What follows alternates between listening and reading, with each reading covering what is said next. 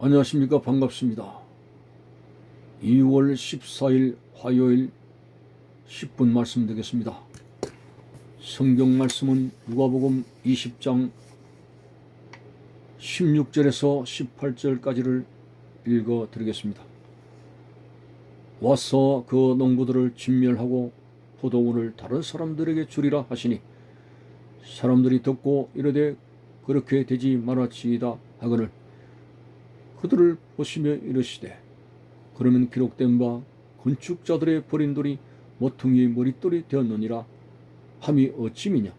무릇 이 돌 위에 떨어지는 자는 깨어지겠고 이 돌이 사람 위에 떨어지면 그를 가루로 만들어 흩으리라 하시니라. 아멘. 지난 어저께 10분 말씀 속에서 포도원 비유를 통해서 이스라엘 백성들의 완고함을 설명했습니다. 그들이 독생자 예수 그리스도마저도 거부하고 그 아들을 십자가에 매달아 죽이게 되었습니다. 포도원 주인 되시는 하나님께서 말씀합니다.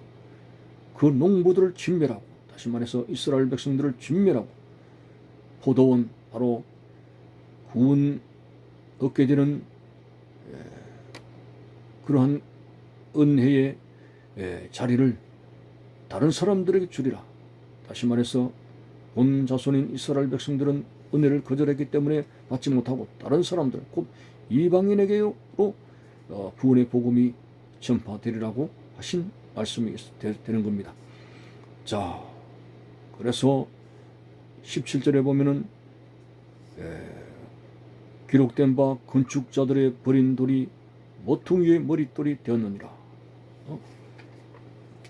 건축자들의 버린 돌이 모퉁이의 머릿돌이 되었느니라. 한마디로 이스라엘 백성들이 하나님의 아들 예수님을 버렸지 않습니까? 버렸지만은 하나님께서는 오히려 모퉁이의 머릿돌이 되었느니라. 버림받은 예수님은 오히려 예수님의 십자가의 죽음을 통해서 만왕의 왕이 되도록 하나님 아버지께서 독생자 예수를 높이 세우셨습니다.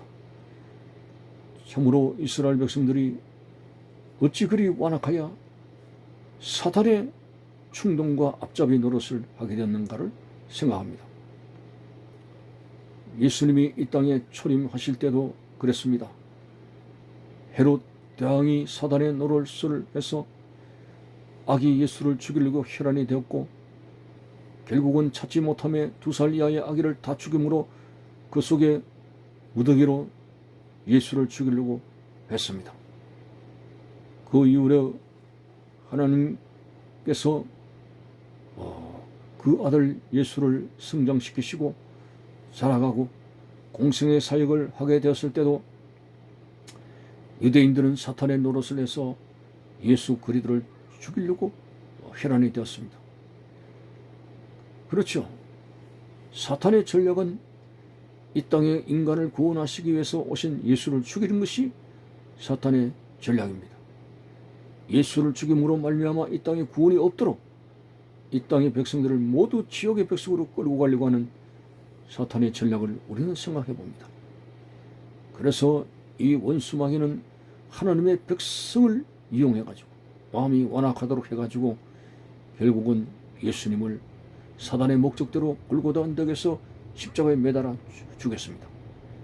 자, 그래서 사탄이 대승리를 가져왔다고 고함을 치게 될 것입니다. 우리는 인간들을 영영이 사망의 종로를 하게 만들었고, 그리고 이제 사망 이후에 그들을 영을 지옥으로 끌고 내려간다.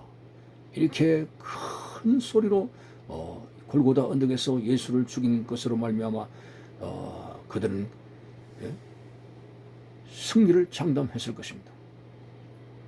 그러나 항상 사단보다 앞서가는 하나님의 섭리를 보게 되면 원수마귀는 예수님을, 하나님의 아들 예수님, 이 땅의 세상 사람들을 구원하시기 위해서 이 땅에 오신 예수 그리스도를 이제 사탄이 죽임으로 말미암아 대승리를 가져왔다고 하지만은 오히려 죽임의 현장에서 하나님의 놀라운 승리가 나타났습니다. 죽임으로 말미암아 인생의 모든 희망은 끝났고 사단이 승리했다는 그 시점에 오히려 하나님 아버지는 예수님의 그 죽임의 현장에서 예수님의 그 죽임을 모든 인간을 위해서 흘리는 대속의 제물의 피로 사용하셨고, 사단은 그걸 몰랐죠. 사단은 예수를 죽임으로 대승리를 가져왔고 인간에게 어떤 구원의 여망이 없다고 생각했지만은 오히려 바로 그 시점에 하나님은 예수님의 그 죽음으로 인해서 흘린 피를 대속의 죽음의 피로 주님께서 여기셨고 모든 인류의 죄를 사하는 속죄의 피로 사용하시는 그런 하나님의 놀라운 섭리가 담겨져 있었습니다. 그리고 하나님 아버지께서는 3일 만에 죽음의 군세를 꺼뜨리고 독생자 예수를 살려내심으로 말미암아 모든 죽음의 군세를 꺼뜨리고 부활의 첫 열매가 되심으로 말미암아 죽음의 종로로 하는 신음하는 모든 인류들에게 부활의 소망을 주신 것을 볼 수가 있습니다. 아무리 사탄이 하나님보다 앞서가려 그러고 하나님께서 창조하신 모든 삼남만상에 대해서 질투하고 특별히 하나님의 형상을 닮은 인간을 시기 질투해서 지옥으로 끌고 가려고 혈안이 되었습니다마는 하나님께서는 그의 피조물들을 결코 포기하지 아니하시고 마지막 때의 독생자 예수 그리스도를 주시까지 우리를 회복시켜 주시는 하나님의 사랑에 입어서 우리에게는 놀라운 구원이 예수 그리스도를 통해서 열리게 되었습니다. 요한복음 14장에서 너희는 마음에 근심하지 말라 하나님을 믿으니 또 나를 믿으라고 하신 말씀 속에서 내가 곧 길이요 진리요 생명이니 나로 말미암자고는 아버지께로 올 자가 아무도 없느니라 하는 말씀대로 구원의 유일성을 예수 그리스도를 통해서 천국 갈 수 있다는 분명한 유일성을 주님께서 말씀하셨습니다. 속죄의 피를 흘리지 아니한 어떤 것을 통해서도 인간에게는 구원이 없습니다. 처음에 구약시대에는 짐승의 피를 열심히 흘렸습니다. 그러나 본질상 짐승의 피가 사람의 죄를 사는 것이 아니라고 히브리서에서 말씀하고 있습니다. 단지 짐승의 피는 마지막 때에 오실 어린 양 되신 예수 그리스도의 실체의 피를 의미하는 것이지 짐승의 피 그 자체가 인간을 속하는 것이 아니라 구약시대의 모든 제사를 통해서 흘린 짐승의 피는 바로 예수 그리스도를 의미하기 때문에 결국은 약속을 가진 어떤 의미라고 생각해야 할 수가 있습니다. 그래서 예수 그리스도께서 골고다 언덕에서 십자가의 죽으심을 통해 가지고 실질적으로 구약시대의 그림자가 되는 그 모든 짐승의 피의 제사가 효력을 발생하게 되는 역사가 나타난 것이죠. 만일 이 땅에 예수 그리스도가 오시지 않았더라면, 예수가 오셨어도 십자가에 죽어서 피를 흘리지 아니하시더라면 구약시대의 모든 제사가 그림자로서 끝나버릴 뻔했습니다만, 그러나 하나님의 역사하시는 말씀대로 예수님께서는 이 땅에 오셨고 그리고 십자가에 죽으셔서 피를 흘리셨기 때문에 그 모든 구약시대의 그림자가 실체로 효력을 발생하는 역사가 예수 그리스도를 통해서 나타나게 되었습니다.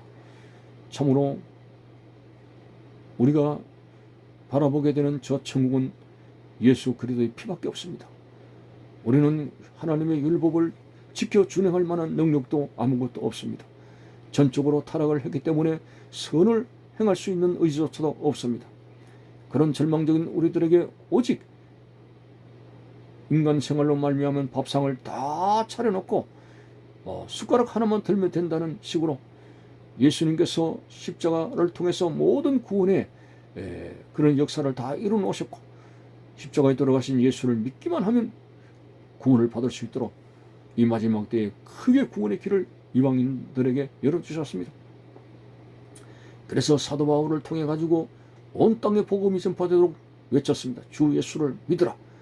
그리하면 너와 내 집이 구원을 얻으리라고 이 사도 바울을 이방의 사도로 사용하셔서 온 세상에 복음을 전파하도록 하셔서 예수 그리스도를 통해서 율법을 준행하지 못한 우리들, 구원의 여망이 없는 우리들에게 예수 그리스도를 믿음으로 말미암아 구원을 받을 수 있는 길을 열어주신 것이 이 마지막 때에 세상을 사랑하시는 하나님의 큰 사랑입니다. 하나님이 세상을 이처럼 사랑사 독생자를 주셨으니 누구든지 저를 믿는 자는 멸망치 않고 영생을 얻으리라는 말씀대로 이 귀한 구원을 그때 여기지 아니하고 이 구원의 길을 믿음으로써, 오직 믿음으로써 예수 충만의 삶을 살아가는 우리들이 되시기를 바라는 것입니다. 감사합니다.